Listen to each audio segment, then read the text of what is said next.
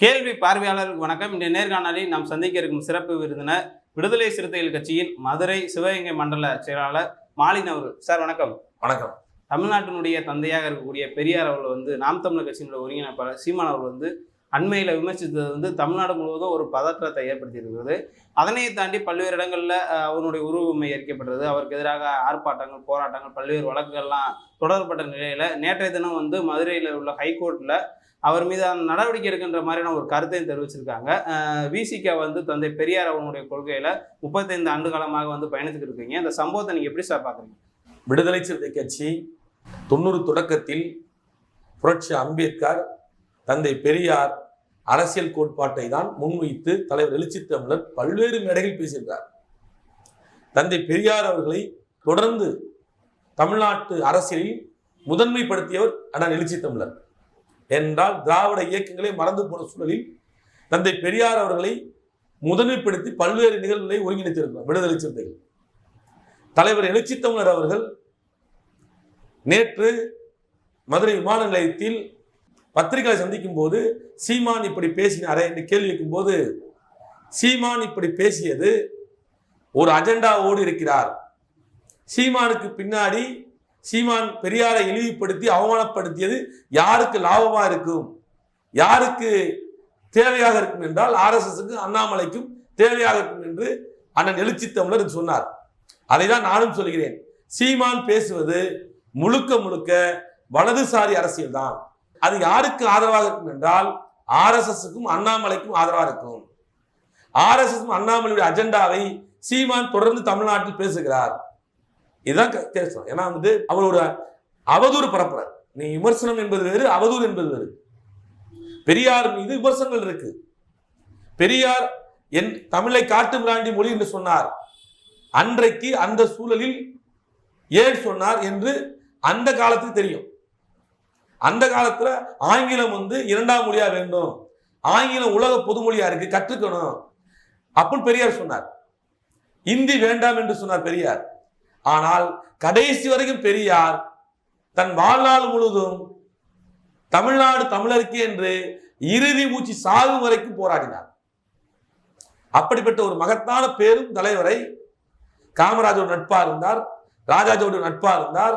தமிழ்நாட்டு அரசியலில் இன்றைக்கு கொண்டு வந்திருக்கின்ற பெண்கள் உரிமைக்கான சட்டங்களா இருக்கட்டும், பெண்களுக்கான பாதுகாப்பா இருக்கட்டும், சாதி மறுப்பு திருமணங்களுக்கான சட்டங்களா இருக்கட்டும், அனைத்துமே பெரியாருடைய செயல் திட்டம் தான், பெரியாருடைய கோட்பாடு தான் இன்றைக்கு சட்டங்களாக 60 ஆண்டுகளாக திமுகவும் அதிமுகவும் தமிழ்நாட்டில் செய்து கொண்டிருக்கிறார்கள். இதையெல்லாம் தெரியாமல் பெரியார் யார், பெரியார் யாருக்கு பெரியார், இதெல்லாம் குதர்க்கமான கேள்வி. பெரியார், தந்தை பெரியாருக்கு பெரியார் என்று பெயர் வைத்தவர் அன்னை மீனம்பாள், ஒரு தாழ்த்தப்பட்ட சமூகத்தை சேர்ந்தவர். அன்றைக்கு தாழ்த்தப்பட்ட சமூகத்திற்காக பெரியார் பேசியதால் தான் அவரை தந்தை பெரியார் என்று அன்னை மீனம்பாள் அறிவித்தார். இதை புரிஞ்சுக்கணும். இன்றைக்கு பெண்கள் இவ்வளவு சுதந்திரமாக கல்வி, வேலை வாய்ப்பு, அரசியல் அதிகாரத்தில் இருக்கிறார் என்றால் தந்தை பெரியார் தான் காரணம். சரி, நீங்க இவ்வளவு பேசுறீங்களா அண்ணன் சீமான் அவர்கள், யார் காரணம்? தந்தை பெரியார் தான் காரணம். பெரியார்கள் மேடையில் இல்லை என்றால் உங்களுக்கு விடுதலை புலி என்ற இயக்கம் தெரிந்திருக்குமா? பெரியார் மேடை கிடைக்கவில்லை என்றால் தமிழ்நாட்டில் யாரும் தெரியுமா? அதை போல புரிஞ்சுக்கணும். நீங்க இன்னைக்கு மேலகு பிரபாகரன் சொல்றீங்கல்ல, அண்ணன் பிரபாகரன் அவர்களை தந்தை பெரியாரை நேசித்தவர், பெரியார் திடலில் அமர்ந்து பயணம் செய்தவர், தலைவர் கி வீரமணியோடு பயணம் செய்தவர், ஆசிரியரோடு. இங்க குளத்தூர் மணி அண்ணன், கோவை ராமகிருஷ்ணன் எல்லாரோடும் பயணம் செய்தவர் அண்ணன் பிரபாகரன், வைகோவோட, அண்ணன் திருமாவளவனோட. நீங்க போற போக்குல பெரியார ஏதோ பெரியார் என்ன சொல்றது, எச்சி ராஜா மாதிரி பாக்குறீங்க. கிடையாது. பெரியார் தமிழ்நாட்டின் அடையாளம், பெரியார் தமிழ்நாட்டின் அடையாளம், புரிஞ்சுக்கணும். ஏன்னா நாம் தமிழர் கட்சி என்பது 2009-10க்கு பிறகுதான். அதற்கு முன்னாடி திராவிட இயக்கங்கள் தான், விடுதலை சிறுத்தை போன்ற கட்சிகள் தான் விடுதலை புலி இயக்கத்துக்கு ஆதரவாக பேசியவர்கள், எழுதியவர்கள். பேசுவது மட்டும் எழுதுவது மட்டும் கிடையாது, வேலை செய்தவர்கள், ஆயுதம் கடத்தியவர்கள், ஆயுதத்தை உற்பத்தி செய்தவர்கள், ஆயுதத்தை கொடுத்தவர்கள், நாம் தமிழர் கட்சியில் ஒரு தம்பி யாராவது நான் தான் இதை செய்து சொல்ல சொல்லுங்க. 2010க்கு பிறகு வந்தவங்கள, ஏன்னா அங்க நிறைய பேர் இருக்காங்க, நம்ம நண்பர்கள்லாம், நம்முடைய தோழர்கள்லாம் இருக்காங்க, விடுதலை புலிகளுக்கு களப்பணி செய்தவர் அங்க இருக்காங்க, நான் மறுக்கல. அவங்களோட கதை கட்டு பேசக்கூடாது. அங்க இருக்கிற 10 பேர் இருக்காங்கல்ல, விடுதலை புலிகளுக்கு ஆதரவாக தளபதியோடு நெருக்கமா இருந்த ஒரு 10 பேர் இருக்காங்க, அவங்களோட கதை கட்டு பேசக்கூடாது. இன்றைக்கு பேசுகிற இடுமோனன் காத்திருக்கான்ல தம்பி, அவன் சொல்றான் ஒரு நேர்காணல்ல, லெனின் சிலையை உடைத்தது போல் பெரியார் சிலை கை வைக்க வேண்டும் என்று நான் சொல்லுகின்றேன். நீ ஆம்பளையா இருந்தா மதுரையில தேதியை குறிச்சிட்டு வா, சிலையை உடைக்க பாப்போம். உங்களை சவால் விடுறீங்களா நீங்க? அவங்களுக்கு கண்டிப்பா சவால் விடுறேன், கட்டாயம் சவால். தம்பி இடுமோனன் கார்த்தி, நீ ஆம்பளையா இருந்தா மதுரைக்கு வா, சிலையிட்ட வா, தேதியை குறிச்சிட்டு வா. போற போக்குல ஒரு வார்த்தை விடக்கூடாது. ஒரு நேர்காணல் உட்கார்ந்து இருக்க வார்த்தையை விடுற. லெனின் சிலை கை வைத்தது போல் பெரியார் சிலை கை வைப்போம். லெனின் சிலை யார் கை வைத்தது? யார் கை வைத்தது? அப்போ உன் புத்தி எப்படி இருக்கு? நீங்க என்ன சொல்லி தரீங்க அடுத்த தலைமுறைக்கு? ஒரு தலைமுறைக்கு நீங்க என்ன சொல்லி தரீங்க? நல்வழிப்படுத்தணும். சிலையை உடைப்பேன், அதை உடைப்பேங்கிறது என்ன அரசியல்? இதா கருத்தியல் அரசியல்? பெரியாரை 2 பெண்களை உட்கார வச்சுக்கிட்டு பிரஸ் மீட்ங்கிற பேர்ல நீங்க அருவருப்பா பேசுறீங்க.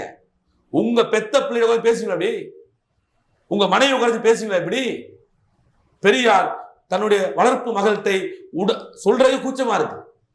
அது சொல்லாமா நீங்க? நீ ஒரு கட்சியினுடைய தலைவர், ஏன் இவ்வளவு அருவருப்பாக பேசுறீங்க? 4ஆந்தர கட்சியில் ஒரு 4ஆந்தரம் இருப்பான்ல, ஒரு மேடை பேச்சாளர், அந்த பேச்சு தான் சீமான் பேசுறாரு. எனக்கெல்லாம் வருத்தமா இருக்கு. நீங்க முழுக்க முழுக்க என்ன வேற ஒரு அரசியலுக்கு போயிட்டீங்க, பயமா இருக்கு. வலதுசாரி சிந்தனையாளராக மாறிட்டீங்களா என்ற அச்சம் இருக்கு எங்களுக்கு. ஏனென்றால் உங்களுடைய பேச்சு ஒவ்வொன்றும் மாறிக்கிட்டே வருது. நன்றி மறக்கூடாது.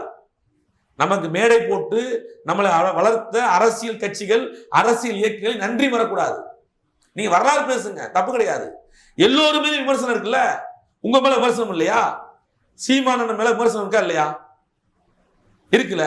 இன்னைக்கு ஒரு கும்பல் கத்துறால, கத்தலையா? அப்ப உங்க மேல ஒரு விமர்சனம் இருக்குல்ல, அதுக்கு என்ன பதில் சொல்லுவீங்க? நீங்க எதுக்கு போலீஸ் போனீங்க? நீங்க எதுக்கு அண்ணியோட போலீஸ் போனீங்க? பலசரம் எதுக்கு போனீங்க? எதுக்கு கோர்ட்டுக்கு போறீங்க? இப்ப உங்க மேலே தவறு இருக்குல்ல. அப்ப தவறு என்பது வேறு, அவதூறு என்பது வேறு, விமர்சனம் என்பது வேறு. கருத்தில விமர்சனம் பண்ணுங்க, கொச்சப்படுத்தாதீங்க. நாளைக்கு உங்களை கொச்சப்படுத்தி பேசுவான். இன்றைக்கு உங்க கூட இருந்த அத்தனை பேர் வெளியேறிட்டான், இன்னும் வெளியேறிட்டே இருப்பாங்க. நீங்க வேணா நினைச்சுக்கலாம், நாம ஒரு பெரிய கட்சியா இருக்கோம், நம்ம சொன்னா நடக்குண்டு. கட்டாயம் 26 பிறகுக்கு தமிழ்நாட்டு அரசியலில் நாம் தமிழர் கட்சி என்றும் கட்சி எல்லாம் இருக்காதா? வாய்ப்பே இருக்காது. ஏன் இப்படி சொல்றீங்க? நீங்க விஜய் வந்துட்டாருங்க. நீங்க எப்பயுமே அதிமுக திமுக மாற்றாக மக்கள் ஒரு 3வது கட்சியை 3வது பார்வையாக வாக்களிப்பாங்க, அப்படிதான் ஓட்டு போடுவாங்க. இன்னைக்கு விஜய் வந்துட்டார்ல, நீங்க என்ன பேசுறீங்க, என்ன செய்யறீங்க, என்ன அரசியல் பண்றீங்கன்னு மக்கள் பார்த்துக்கிட்டு இருக்காங்கல்ல. களத்துல நீங்க நிக்கிற கிடையாது. நீங்க விடுதலைக்கான ஈழ விடுதலைக்கான அரசியல் பேசுறீங்களா? ஈழ விடுதலைக்கான அரசியலில் உங்களுடைய பங்களிப்பு என்னன்னு கேட்டா நீங்க என்ன சொல்லுவீங்க? அண்ணன் மேதகு பிரபாகரன் அவர்களை உங்களுக்கு முன்னாலே தமிழ்நாட்டு அரசியலில் சேரியா கொண்டு சேர்த்தவர் அண்ணன் திருமாவளவன் அவர்கள். இதை நீங்க புரிஞ்சுக்கணும். நீங்க வந்தது பிறகுதான் என்ன தமிழ்நாட்டில் ஈழ விடுதலை பேச கூடாது. 2002 பொடா சட்டம் போட்டுட்டு இருக்கும்போது ஈழ விடுதலைக்காக நான் அர்ப்பணிச்சு நாங்க வேலை செஞ்சிருக்கோம். பொருளுக்கு கொடுத்திருக்கோம், ஆயுதம் கொடுத்து கடத்திருக்கோம், சூரட்டில் அடித்து கொடுத்திருக்கோம். வன்னிக்காட்டுல மேதகு அண்ணன் பிரபாகரன் அவர்கள் உலக பத்திரிகையாளர் சந்திக்கிறார்கள் என்று ஒரு சுவரட்டி அடிச்சு 2002 ஜனவரி மாதத்துல அனுப்புனது மாலின். இன்னும் தோழர்கள் இருக்க நண்பர்கள் இருக்காங்க, என் கூட பணிக்கு கூட இருந்தவங்க. இன்னைக்கு வழக்கறிஞர் இருக்காரு. யாருமே இல்லைன்னு சொல்ல நினைக்காதீங்க. 2002 புலிகளுக்காக வேலை பார்த்திருக்கோம். எத்தனை பேர்? அண்ணன் வேலுச்சாமி, அம்மையனுக்கு அண்ணன் வேலுச்சாமி, ராமர் அண்ணன், அண்ணன் வழக்கறிஞர் மனோகர் அண்ணன். நீ எவ்வளவு பேரை சொல்லணும்னாங்க?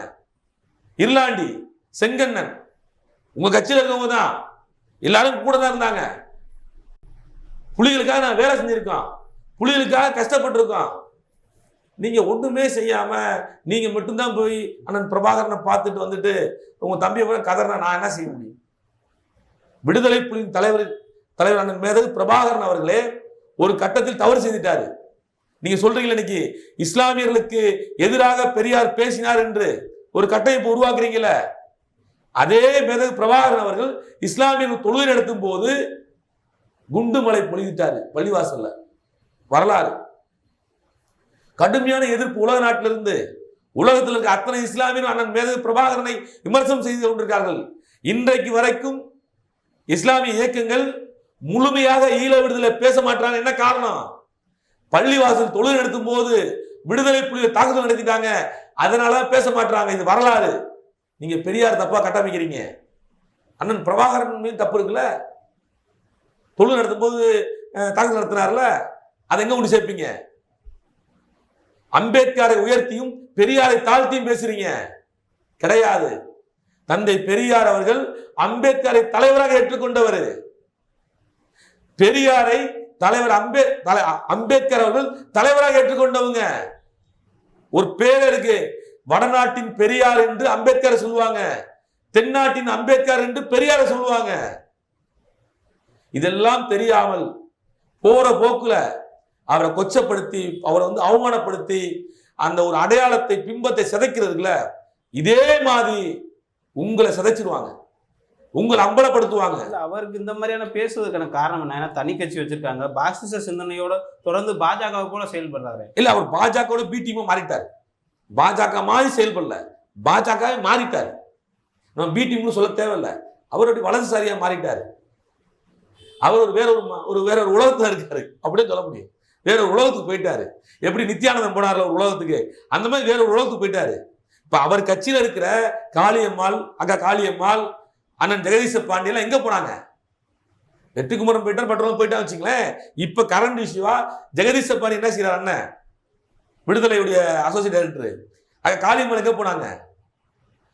ஏன்னா நீங்கள் தொடர்ந்து நீங்க பேசுவது தமிழ்நாட்டு மக்கள் ஏற்றுக்கொள்ளலங்கிறேன்.